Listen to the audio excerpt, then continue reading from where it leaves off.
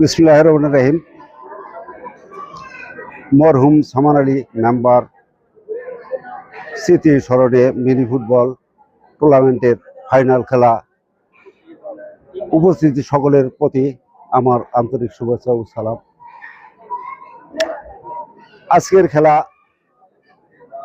কাজীপাড়া বনাম মুখ্যগঙ্গায়। আমরা খেলা উপভোগ করার জন্য আসছি।